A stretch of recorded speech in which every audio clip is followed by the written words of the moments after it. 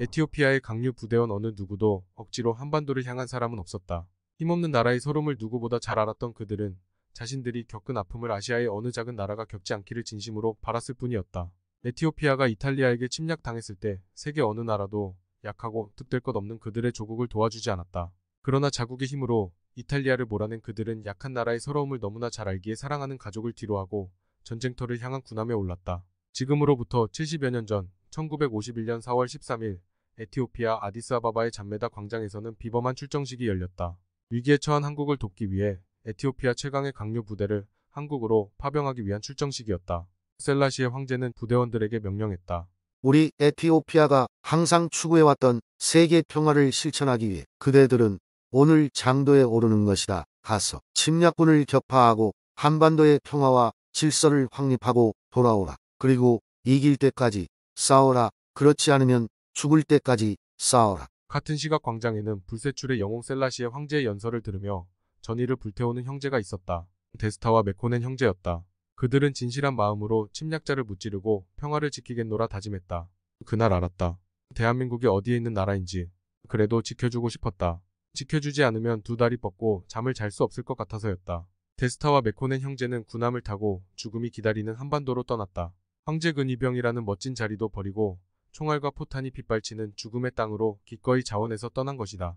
그렇게 도착한 한국의 상황은 그들이 생각한 것보다 훨씬 열악했다. 무엇보다 고통스러웠던 건 에티오피아에서는 단 한 번도 경험한 적 없던 추위와 눈이었다. 그리고 계속되던 치열한 전투 중 형의 전사 소식이 들려왔다. 믿을 수 없었고 믿고 싶지 않았다. 형의 시신은 형체를 알아볼 수 없을 만큼 포탄으로 훼손되어 있었다.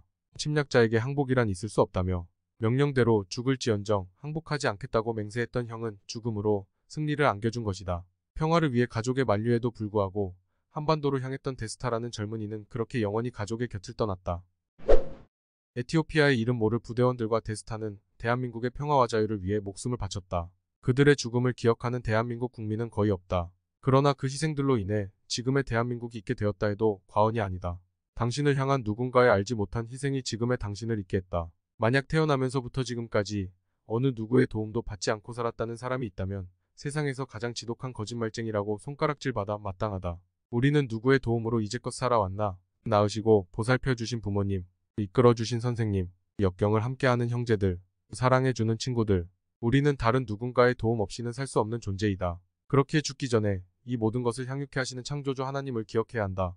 대한민국 국민이라면 한국의 평화와 자유를 위해 전쟁의 포화 속으로 뛰어든 에티오피아에 잊혀진 강류 부대원들을 마땅히 기억해야 하는 것처럼 우리를 위해 이 땅에 내려오신 하나님의 아들 주 예수 그리스도를 기억해야 한다. 우리는 태어나면서부터 사망과 전쟁 상황에 놓여 있다. 죄의 삭신 사망은 우리의 마지막 원수이다. 죄로 점철된 삶이라는 전장에서 사망과의 일전을 치르지만 도리어 죽음을 두려워하므로 평생을 노예로 속박되어 있다가 결국 죽음에 삼켜지는 운명에 처해진다.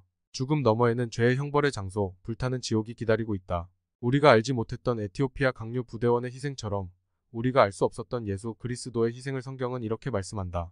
자녀들이 피와 살에 참여하는 자인 것 같이 그 역시 같은 모양으로 동일한 것에 참여하신 것은 자신의 죽음을 통하여 죽음의 세력을 가진 자, 곧 마귀를 멸망시키시며 또 죽음을 두려워함으로 평생을 노예로 속박되어 있는 자들을 놓아주시려 함이니라. 아프리카 나라 중에 에티오피아라고 하면 아마 대부분의 사람들은 가난을 떠올릴 것이다. 그러나 전 세계가 그렇다 해도 대한민국 국민이라면 가난이 아닌 감사라는 단어를 먼저 떠올려야 한다.